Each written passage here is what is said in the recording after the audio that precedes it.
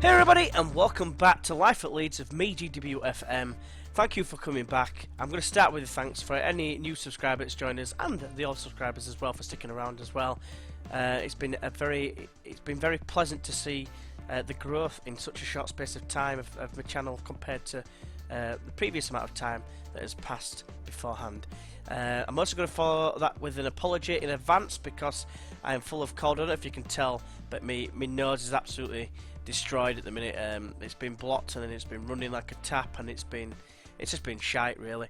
But I'm going to do my best to try and soldier on through this video and today's live com against Dave Azzopardi's Wolverhampton Wanderers. But first of all, let's get into the highlights and see what happened.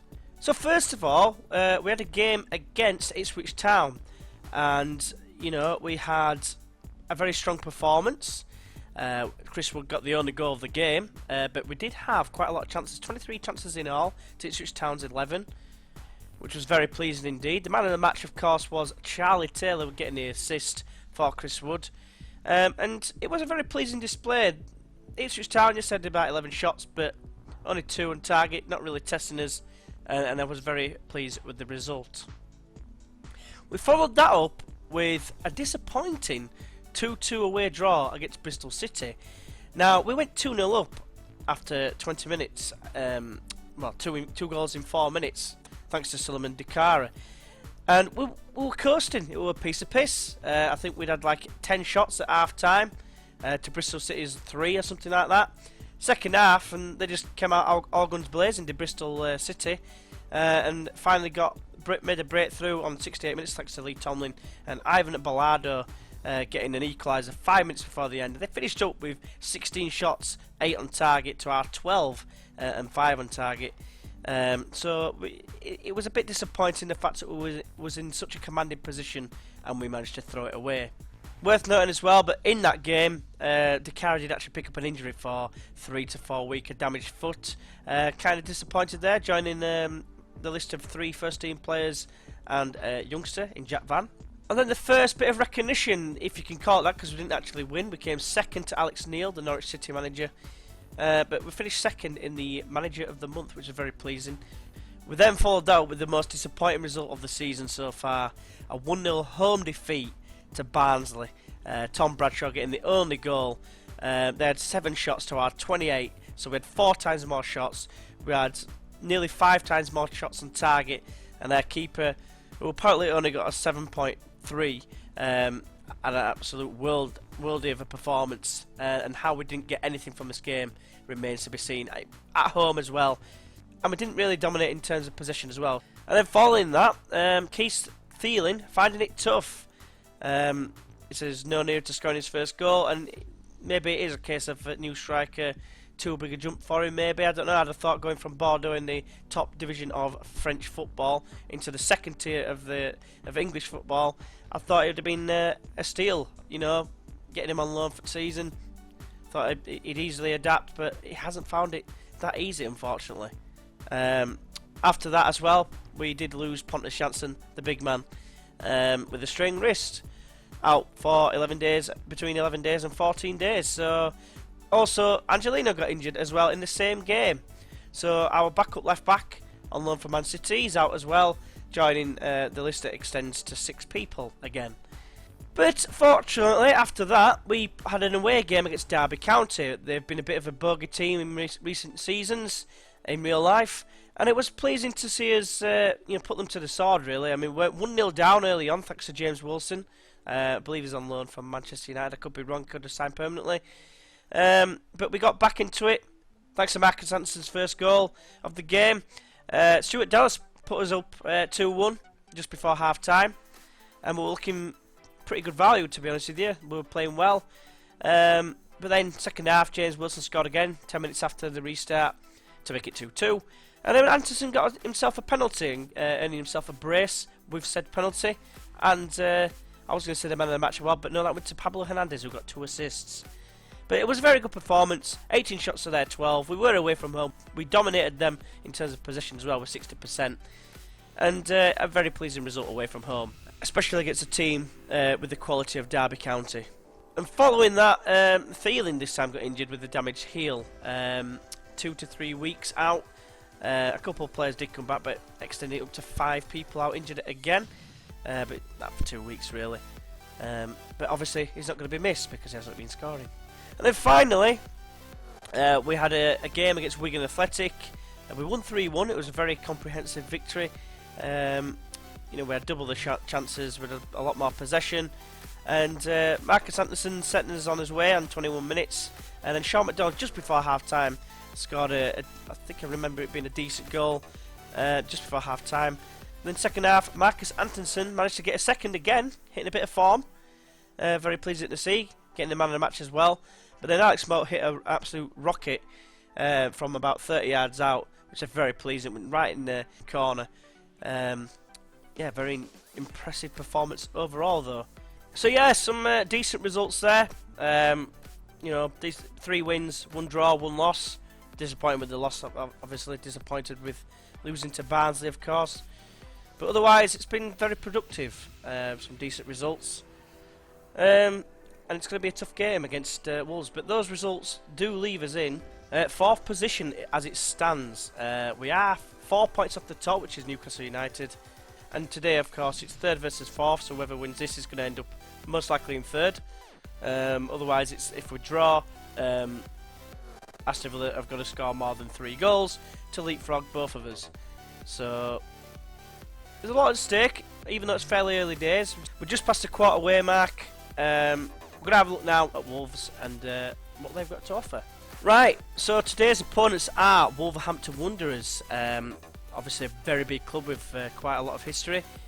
Playing in a stadium that holds nearly 31,000, Molineux. Been going quite some time, 1889 they founded, so they're actually older than Leeds. They've got Walter Zenga as manager, which obviously in real life he did actually get sacked recently, and I believe they've just taken on Paul Lambert as manager, which for me is a very good appointment.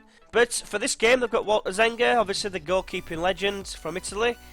Obviously it hasn't worked out for him in real life, but again, it looks a decent manager though, overall. You know, at this level, 13 tactical knowledge, probably the weakest part. It's not actually that bad for a championship side, I don't think. But yeah, it looks decent. The captain is Danny Bart. I've heard it being pronounced some other way. But yeah, it looks a very determined individual. He's decent in the air, he's very strong. But again, he's very slow. It seems to be a common theme in terms of championship centre-backs so far, apart from QPRs. But yeah, we're hoping to exploit that, I think. The vice-captain is Connor Cody. He's clearly a leader and he's brave, determined individual. He's good without being spectacular. I know a few Wolves fans, they're not too keen on this player, but it looks decent on this game anyway, and he's still got a bit of room for improvement as well, looking at his age. And the key player for Wolves is Dominic Iorfa, right back, centre back. I would assume he's going to be playing right back. His pace is like shit off a stick, so he's going to be like lightning. His work rate is very good, but without being spectacular, he's a very good player. 1m94 as well in terms of height, so he's going to be a threat from set pieces, I think, as well. So looking at how Wolves have been getting on in the league, they're currently 3rd in the league, and they've been going very well, to be fair. Only 1 loss in the last 5 games. They've drawn 1, of course, against Brentford. They beat Wigan 3-0, Norwich 1-0, and the other side of a 2-1 defeat to Aston Villa. They beat Brighton and Hove Albion 2-1 as well. So it's going to be an interesting game. So let's get into it. Let's get into the team selection. Right, so this is the lineup for today's game against Wolverhampton Wanderers at Molineux. We've got Green in goal, with Berardi at right back, returning to the side after a long injury absence. He did play against Wigan. Taylor at left back, with Janssen and Bartley continuing in central defence. Hernandez at the right, Dallas on the left. Ronaldo Vieira partners Brickcut in the middle of the park, with Antonsen and Dakara to spearhead the attack. Dave as a party, you're going down. Let's get in on! Today's game is brought to you live from Molineux. It's Wolverhampton Wanderers versus Leeds United FC. Right, so what I'm going to do with the team talk is I'm going to say go out there and prove a point. Reason being is we're 4th. People probably think we're overachieving a little bit. Let's go and prove a point. Let's prove we deserve to be high up in the table. I got literally no response. I said I got faith in all of them. Only a few responded, so does it bode well or does it not? Let's see what happens. So, impressive stadium is Molineux. I don't remember it being a corner free with a view to the road, but never mind. Here comes Janssen from the kickoff. Right, early highlight here, and it's for Leeds it seems. Anderson gets it back out to Brady following the throw, but Borthwick Jackson, the man on loan for Manchester United, gets it away to Bodvarsson. Bodvarsson now gets tackled easily by Bartley, and Anderson's in here. It's a great tackle by Courtneyhouse to Dakara. The Duke hits into the side netting. Terrible miss. Was on his weaker foot. Right, next highlight is a goal kick for Leeds. Green plays it short to Taylor, who plays it down the line. Dakara collects it well and knocks it back to Vieira. Square left to Dallas. Nice little triangle of passing there. Dakara does get fouled, it seems. No, apparently not. And Sayers knocks it wide to John. On the left-hand side, he's charging for, cutting in field. There's off for Bodvarsson, who has a go from distance, it seems. And for me, that looked like pitiful goalkeeping, if you ask me. And Bodvarsson has just scored, probably to him a worldie, but I'm not too sure. John gets it here, charging forward, menacing. And Bodvarsson, yeah, first time. I'm sorry, but Green's got to be doing better than that. He's an international, former international English goalkeeper.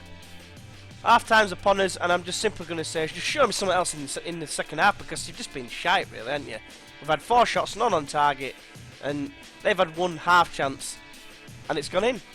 So it did seem to motivate some people, but I've had to say I'm unhappy with certain players just to fire them up. It didn't work for Brady, of course, but he's angry anyway. Normally his aggression's fairly high. Let's see if that has any sort of reaction. Right, so Wolves get the game back underway. They're going right to left. Right, can we get back into this game early on? Silvio robs Dallas of the ball from the throw. Now it's Cavallero, obviously a dangerous person. He used to have capital letters on the last FM for some reason, so it felt like he would have had to shout his name. But it's a poor pass on Silvio, and Dallas can hoof it downfield to Kara. What a touch! Knocks it square to Antonsen. Have a go, son, you've scored from there already this season. He does, you know, but it's gone miles wide. Right, free kick and Sace is over it. You all saw that, didn't you? It was straight at Green.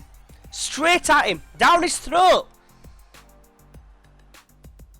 Look at it here, it's perfect angle. He just whips it over. What's that? All you had to do was go like this, and he'd have caught it. See, I just don't get it. I mean, you know, why do you have to go for the Hollywood says? One's for the camera, because that just described, well, just done there. Stand up, move to the side. Put your hands up, you caught it. But no, you've got to go like a gimp. But never mind, we're making all 3 changes. We're taking off Antonsen, moving Dakara across and putting Chris Wood on. We're bringing on Calvin Phillips for Liam Bridcutt, and Alex Moats coming on for Dallas. Pontus Janssen will take the armband. And all those changes have resulted with not a single highlight. I also threw in a couple of shouts as well. Absolutely nothing. That was a ridiculously poor performance, and I'm going to tell them that as well aggressively, because they were shocking. I don't care if you stressed Moet. I mean, that was just abysmal. That, I mean, we had 1 chance early on with Dakara inside netting, and after that they had 2 highlights. They both got in. Thanks to, for me, poor goalkeeping. Sylvester's going back in team, and it's appalling. We're staying 4th, fortunately. But it's a big setback if we wanted to try and get promoted. I mean, obviously the target is mid-table, but ideally I want to be getting in top 2, avoiding playoffs if possible, but playoffs as a bare minimum. So a very disappointing result, of course, but next team we're probably going to be looking to play is probably going to be the game that we've actually got in real life, which is Newcastle United at home. In between that, we've got games against Burton Albion and Norwich City. Hoping to take maximum points off Burton, of course. Norwich will be tricky. Hopefully we can replicate what happened in real life. But yeah, tough game against Newcastle coming up. Worth noting, I've had a couple of comments from a guy called Joe Hardy. He's a Newcastle fan as well. He thinks in real life it's going to be a tight game. It could be decided by the fitness of John Joe Shelvey. He could be onto something. He's a very good player.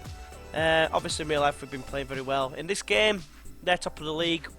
We've just floundered a little bit in front of the cameras against Dave's Wolves, which he'll be probably happy gloating about. But yeah, hopefully you'll join us for the Newcastle game. So that's it, a pretty disappointing live com, but despite that, hopefully you've enjoyed this video. If you have, why not press that like button. If you'd like to see more, feel free to subscribe, and hopefully, like I say, you'll join us for the Newcastle game at Ellen Road. And until then, I'll see you then, bye bye.